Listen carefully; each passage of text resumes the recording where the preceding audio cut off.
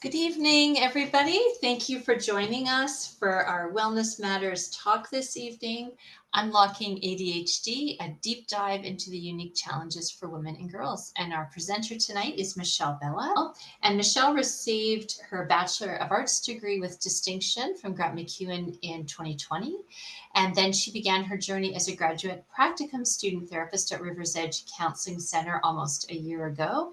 This past May, she completed her master's degree with honors in counseling psychology, and she's currently working on obtaining her status as a provisional psychologist.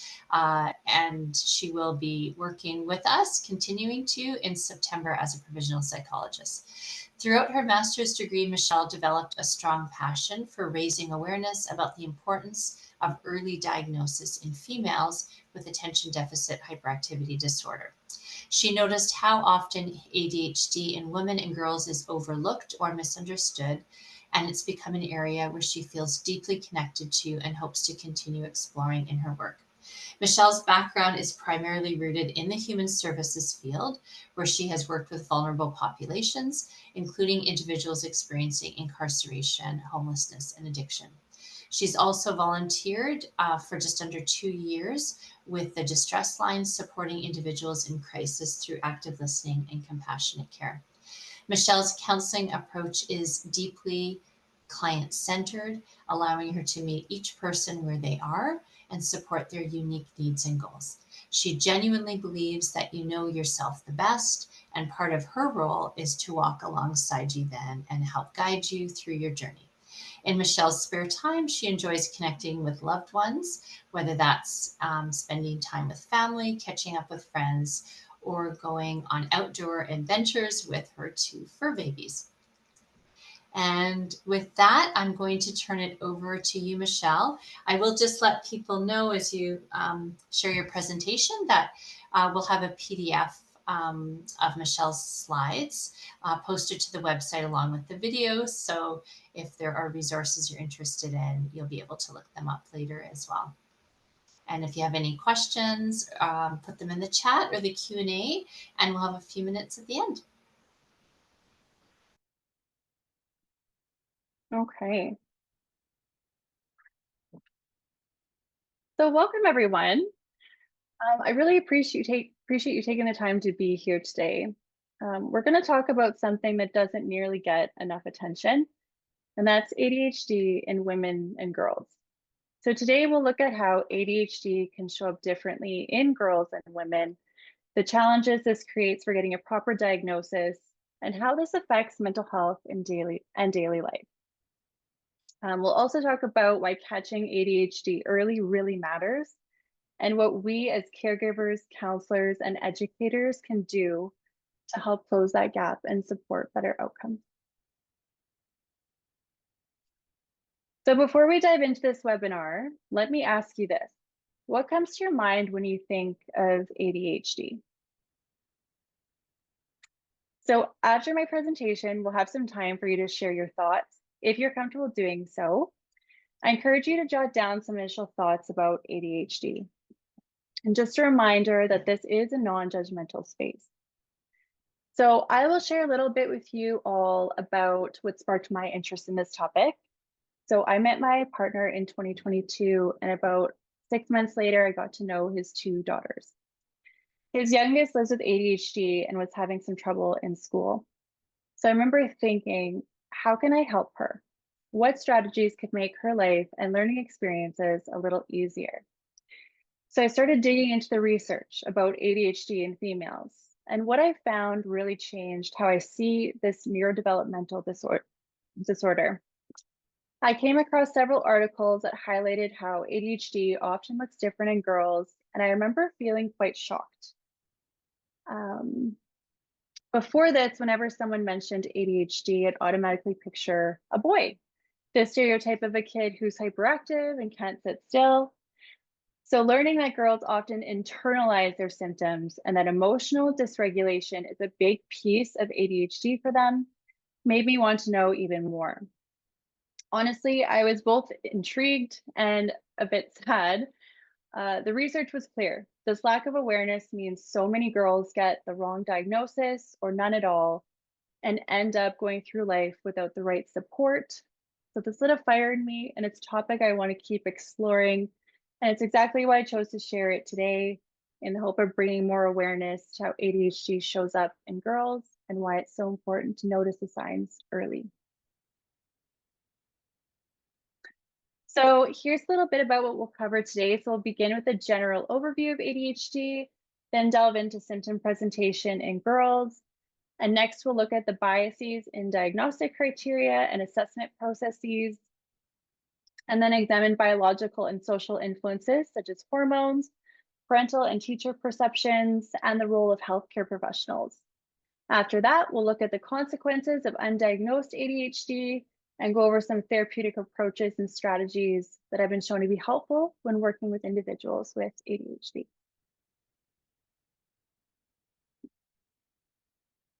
So what is attention deficit hyperactivity disorder? ADHD is one of the most common lifelong neurodevelopmental disorders with three subtypes: inattentive, hyperactive impulsive, and combined presentation. So boys often show more hyperactivity, while girls are more likely to show an attentiveness and internalized symptom, like daydreaming or appearing disorganized instead of being disruptive. So these differences affect how and whether ADHD is recognized, and many girls grow up struggling silently, misunderstood or misdiagnosed, and often miss out on the right support.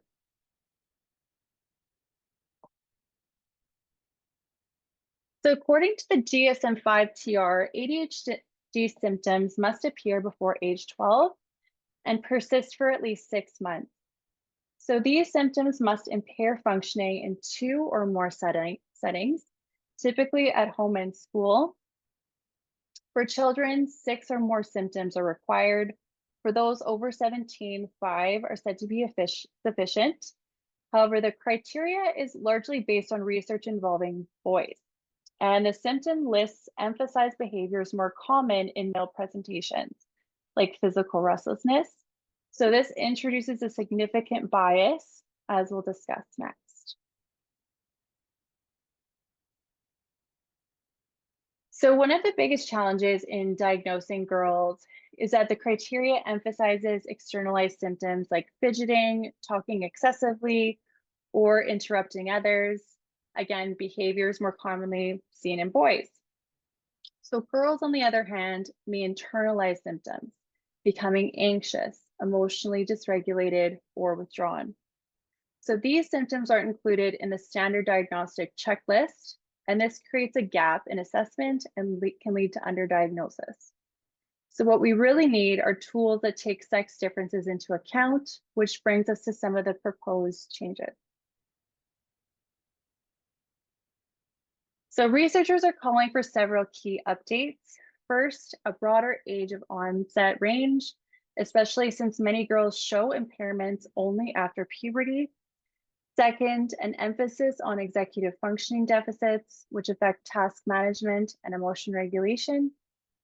Third, more recognition of internalizing symptoms like mood instability and chronic low self-esteem. The ultimate goal is to make diagnostic criteria more inclusive and reflective of real life experiences between sexes.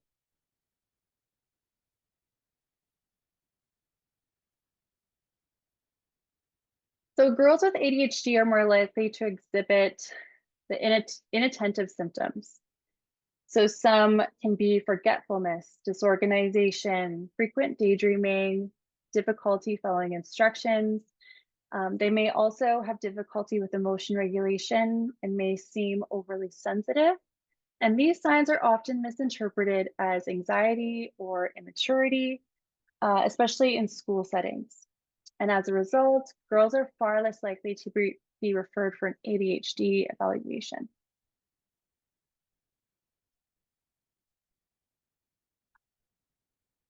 So many girls with ADHD learn to hide or mask their symptoms from a young age to avoid judgment. They may overcompensate by becoming perfectionists, people pleasers, or high achievers, but this comes at a cost: chronic stress, burnout, and mental health struggles. Their outward behavior may appear typical, but internally they're struggling to keep up. And this often leads to later diagnoses and greater emotional distress.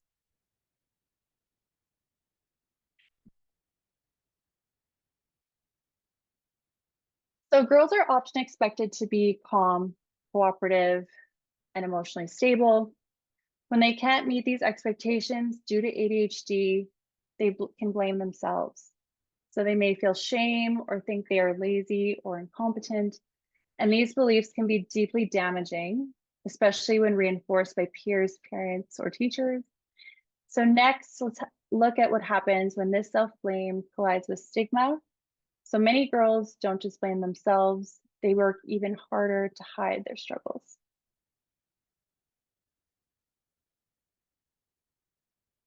So social stigma around ADHD in girls leads many to mask their symptoms.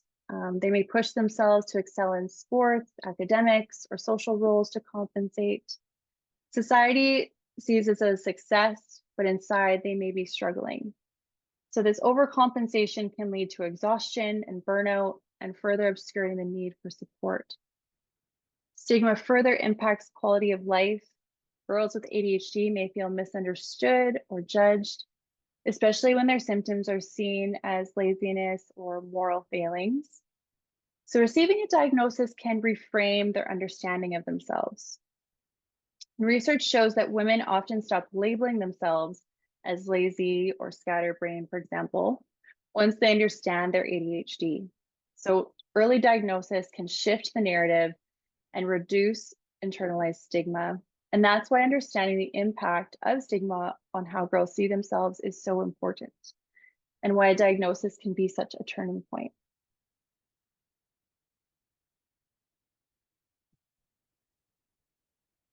So puberty introduces hormonal changes that can intensify ADHD symptoms in girls. Increased estrogen levels affect dopamine, which is a key neurotransmitter in ADHD. So this can make symptoms more noticeable in adolescence. And then before puberty, girls may not show impairments, which can delay diagnoses. So hormonal fluctuations during the menstrual cycle can also cause changes in attention, focus, and emotional control, which are rarely accounted for in current diagnostic approaches.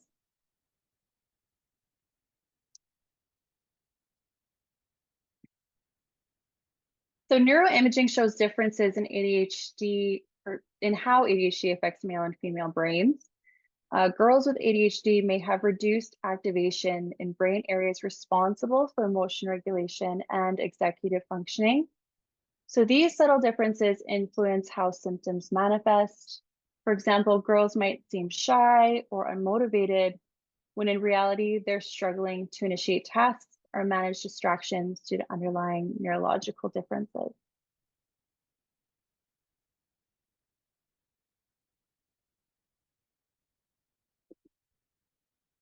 So here's something important to keep in mind.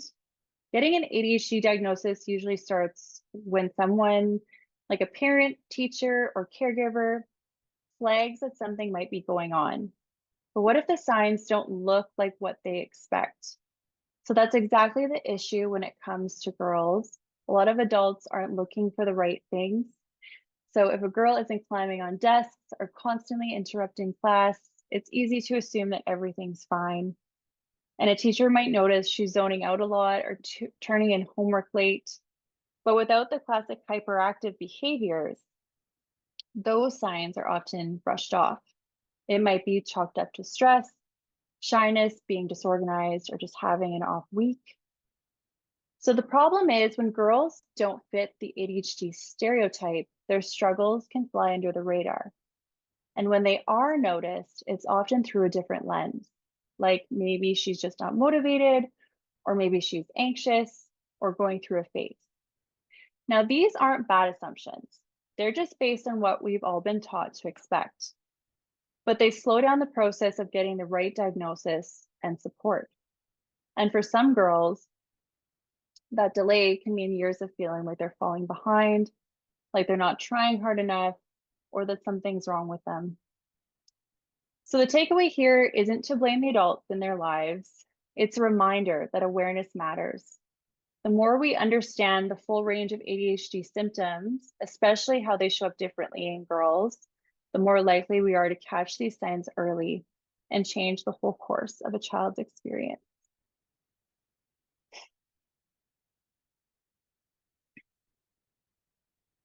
So even trained mental health professionals, so people who really care and want to help, can sometimes miss ADHD in girls.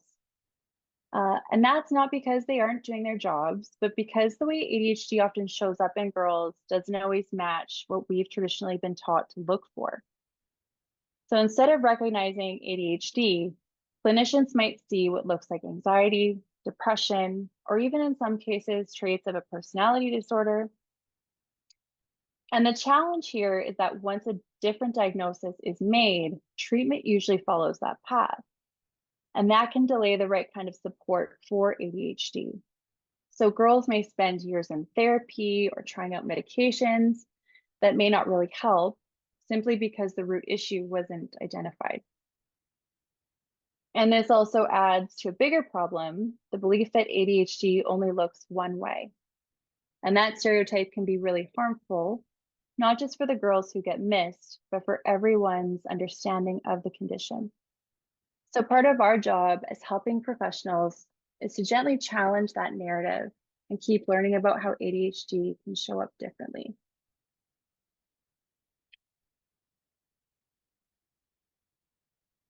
So let's talk about what can happen when ADHD is misdiagnosed, which is something that research shows unfortunately happens a lot, especially with girls. So many girls don't get diagnosed with ADHD at all. Instead, they might have been told they have a different psychological disorder. And while they might also have those things, ADHD often gets completely missed.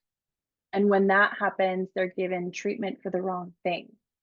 So this can mean medication that doesn't actually help, or worse, it can make their symptoms feel even more confusing or out of control. And when you're struggling, but treatment doesn't help, it can really mess with your confidence. You start wondering, what's wrong with me? When in reality, no one's even looking at the full picture. And then there's what can happen when ADHD goes untreated or missed for too long. And that's when we start to see what's called comorbid conditions. So basically, when someone ends up dealing with more than one challenge at the same time. So for girls and women with undiagnosed ADHD, it's really common to see things like depression, anxiety, low self-esteem, or even substance use show up later on. And again, all of this makes getting the right diagnosis even more important. Because if we only treat the surface symptoms like sadness or stress, but not the root cause like ADHD, people can end up stuck in a cycle of frustration and exhaustion.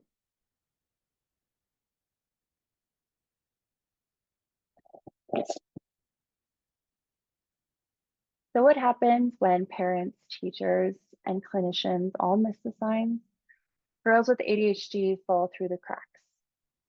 So many aren't diagnosed until adolescence or adulthood, and that means years without accommodations, understanding, or tailored support. This domino effect is what we're trying to prevent by increasing awareness and improving early intervention.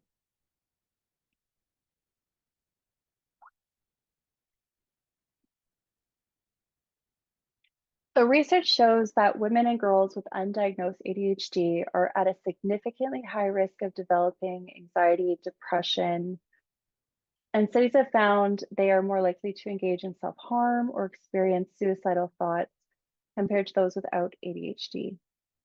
So many try to cope by overworking, shutting down, or pulling away, but it doesn't really solve the root problem. And again, that's why catching ADHD early is so powerful. It helps girls see they're not broken, they just need support that fits how their brains work.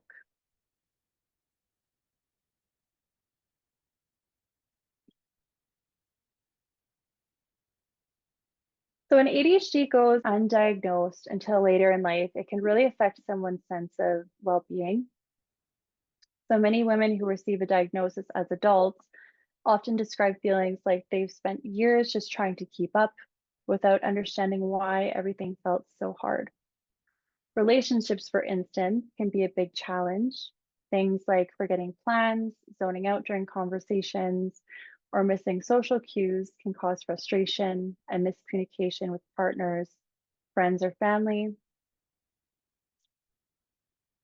Another important piece to talk about is the connection between undiagnosed ADHD and substance use. So, research has found that some women end up turning to substances like alcohol or stimulants as a way to manage their symptoms. And it makes sense in a way. If you've spent years feeling overwhelmed, scattered, or anxious without knowing why, you might reach for something that brings a little bit of calm or focus.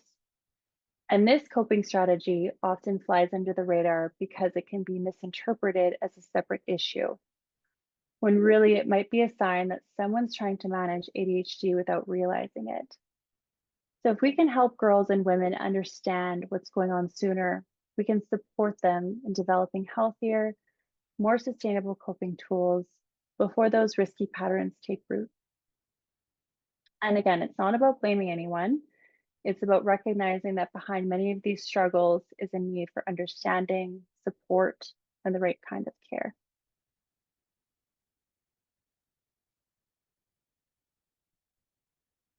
So, research also shows undiagnosed ADHD can severely affect academic and career success. Girls may struggle to complete homework, follow multi step instructions, or manage their time. Without support, this can lead to struggles with academic achievement. In adulthood, the same challenges affect job performance, retention, and advancement. So, again, an early diagnosis allows for accommodations and skill building, improving long term outcomes.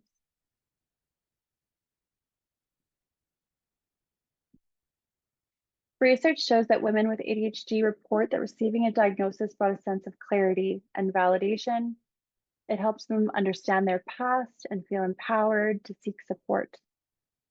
So, hearing these stories can be powerful for professionals and families alike.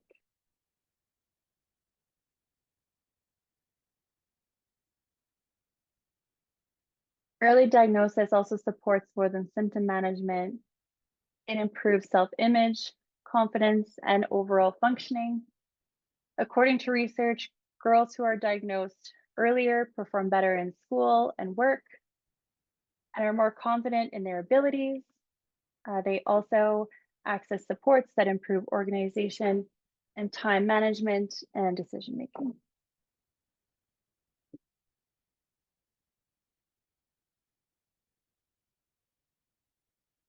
Okay. So, as counselors, we're in a unique position to notice what others might miss. So, we often get to hear the full story, what's going on at school, at home, inside a client's mind. While others may only see the surface, we have the space and time to slow down and notice patterns. Maybe a client is constantly overwhelmed but can't explain why, or a parent casually mentions their daughter zones out a lot. These small moments can be clues that something deeper like ADHD might be going on. So we can use screening tools, but also our therapeutic conversations to gently explore whether ADHD might be part of the picture. It's not about jumping to conclusions, but about being open-minded and curious, especially when a client's struggles don't quite match what's expected. We also have an important role when it comes to education and advocacy. So that might look like helping a parent see that their child's disorganization isn't laziness, or encouraging a teacher to reconsider a student who's quiet and anxious, but might actually be struggling with attention and executive functioning. And when needed, we can guide families toward formal assessments and help them navigate what comes next. So, most importantly, we hold space for our clients to feel seen. We can help them reframe what they've internalized as personal failure and instead understand it as a brain based difference that's manageable. ADHD doesn't define them, And with the right tools and support, things can get better.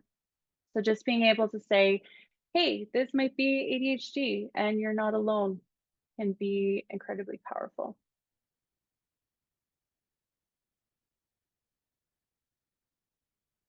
So earlier we talked about why educating families and educators is crucial for recognizing ADHD in girls.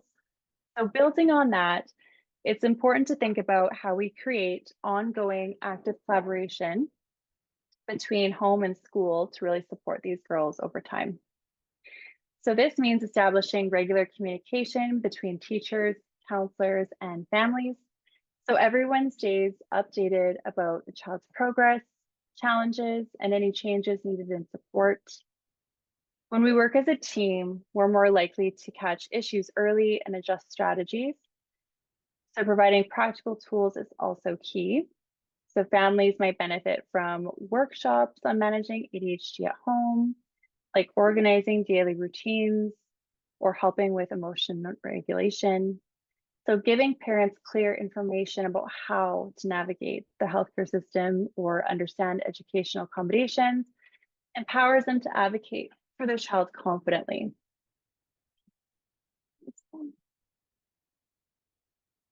So for educators, ongoing training is important. It helps to keep ADHD awareness alive and encourages consistent use of supportive classroom practices. So some schools have also found peer support or mentoring programs helpful to reduce stigma and create a more inclusive environment.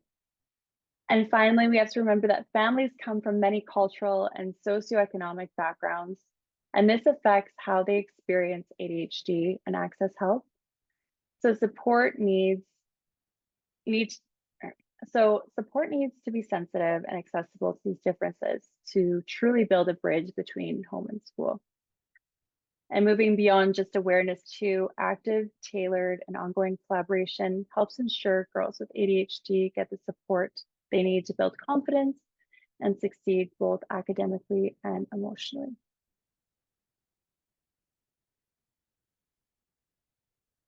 So ultimately, we need systemic change. So this would include inclusive diagnostic tools, gender sensitive training for clinicians and educators, and more female focused research. These efforts can help close the gender gap in ADHD and help more girls get the support they need.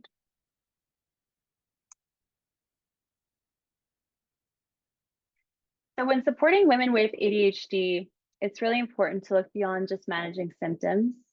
A lot of the work is actually about helping clients feel understood, less alone, and more in control of how they see themselves. So one approach that works really well is cognitive behavioral therapy, or CBT.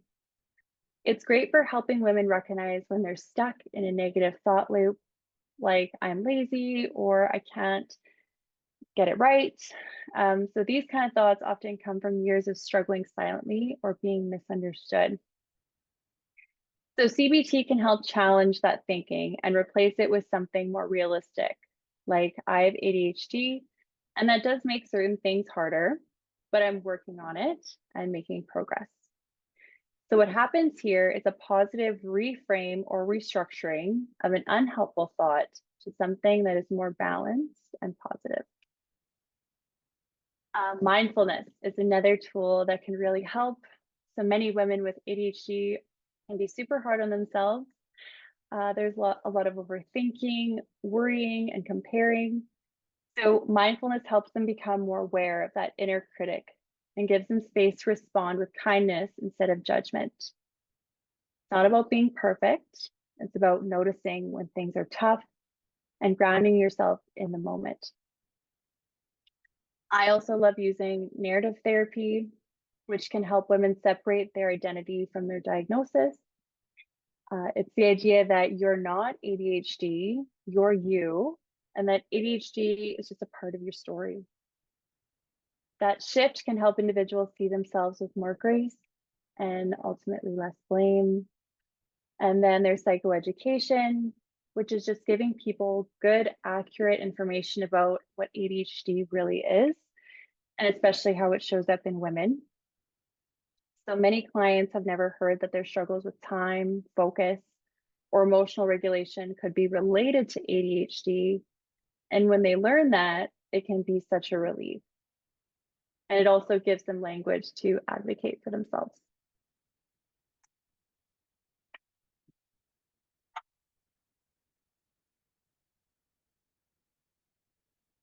Okay, so let's get into some simple everyday things that can actually help girls and women with ADHD feel more on top of things. So these aren't fancy solutions. There's just small, realistic tools that can make life a little less overwhelming. So one is time management and staying organized. So one of the biggest struggles with ADHD is time, like how much time something takes, how long we've been doing something, or suddenly realizing an hour just disappeared. That's super common. So tools like alarms, timers, planners, and even just visual checklists can help a lot. I like to say make time visible. Use whatever works, whether it's color coded, calendars, or a simple sticky note system. The idea is to get stuff out of your head and into something you can see and trust. And again, no need for a perfect system. It's more about what's doable and helps you feel less stressed. So, creating routines that actually work. The routines help, but they have to be flexible and not too strict.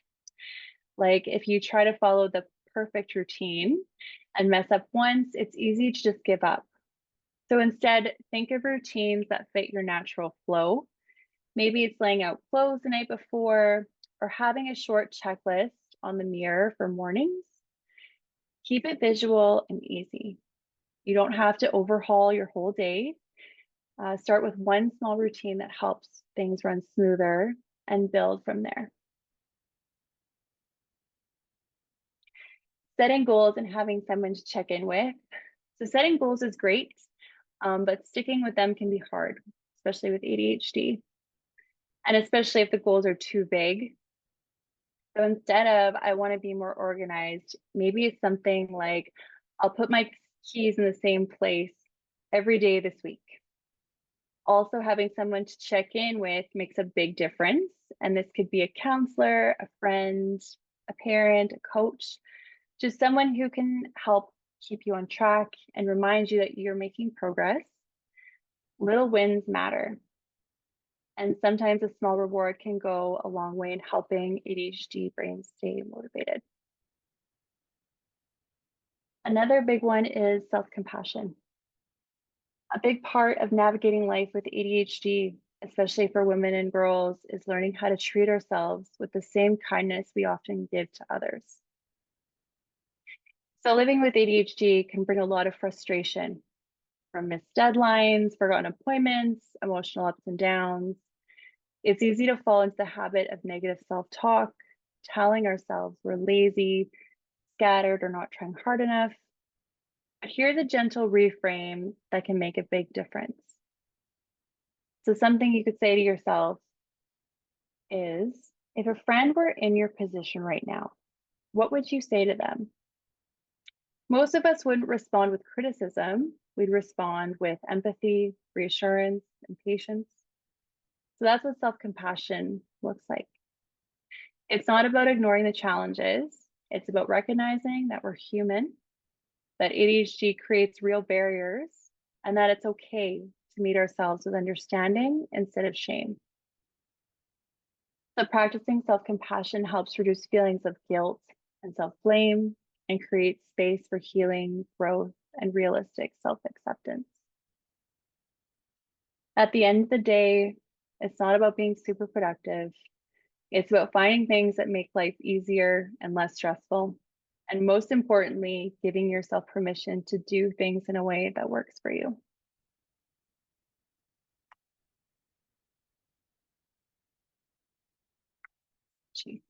One's chasing me. I mentioned how CBT is a helpful form of therapy when working with individuals with ADHD.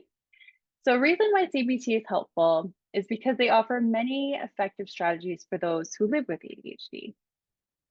So here's an example of a CBT tool called a thought record or thought tracker. So it's designed to help promote self-awareness, and challenge unhelpful thoughts when they arise.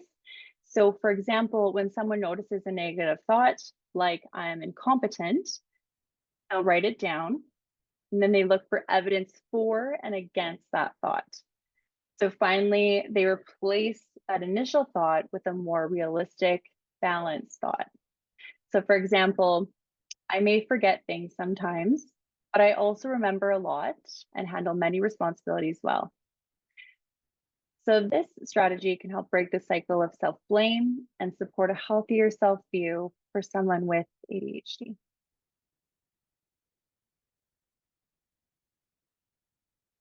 Another helpful coping strategy is grounding techniques like the 5-4-3-2-1 method, which can be really helpful for people with ADHD. And this simple exercise helps calm racing thoughts by anchoring attention to the senses. So, for example, they'll pause and notice 5 things they can see, 4 things they can touch, 3 they can hear, 2 they can smell, and 1 they can taste. And this works well because ADHD brains often jump ahead or get stuck in mental loops. So, grounding interrupts that spiral and brings focus back to the present moment. It also helps regulate big emotions by giving the mind a break from worrying or self blame. And it's quick, it's portable, it can be used anywhere, like before an exam, in a stressful meeting, or when feeling overwhelmed at home. So while it doesn't fix ADHD, it's a practical tool to slow things down, settle the nervous system, and regain a sense of control.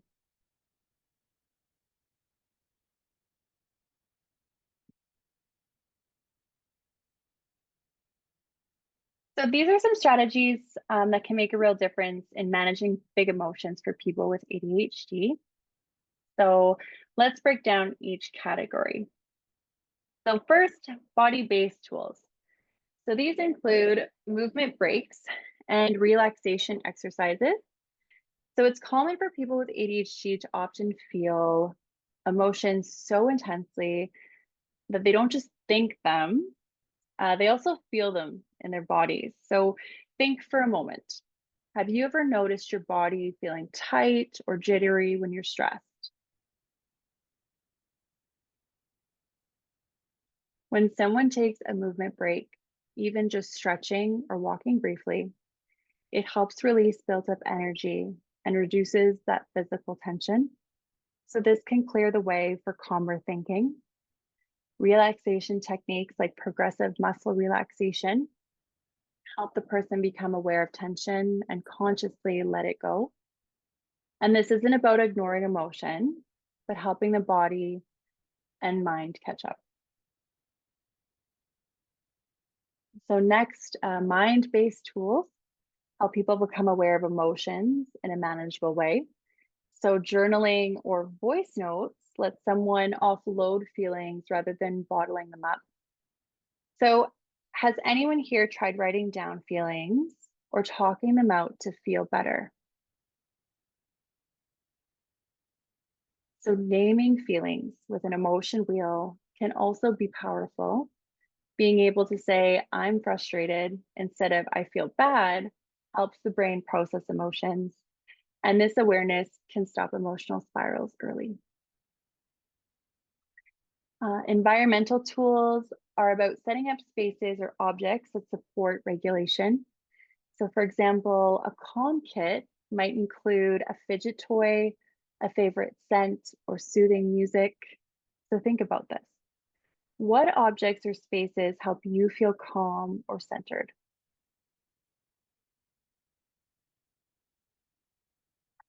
So, having a quiet corner or sensory retreat provides a safe place to pause when overwhelmed.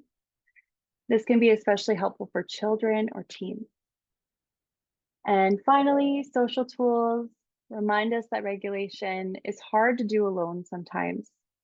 So, co regulation means reaching out for support from someone trusted, whether that be a friend, family member, or even a pet. Just having someone calm and understanding nearby can help. So, can you remember a time when just talking to someone helped you feel less overwhelmed? That's the power of co regulation. So, all of these strategies help someone with ADHD slow their emotional response, gain control, and prevent overwhelm. They're practical and personable. So, in your work or life, encouraging people to try these tools and find what works best can be a powerful step towards emotional health.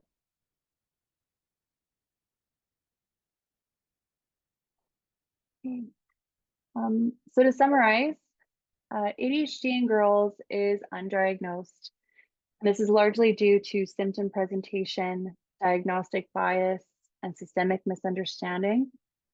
So, the impact of late or misdiagnosis is profound, but early intervention can change lives. So, as counselors, educators, healthcare professionals, and caregivers, we can lead the way in recognition, advocacy, and support.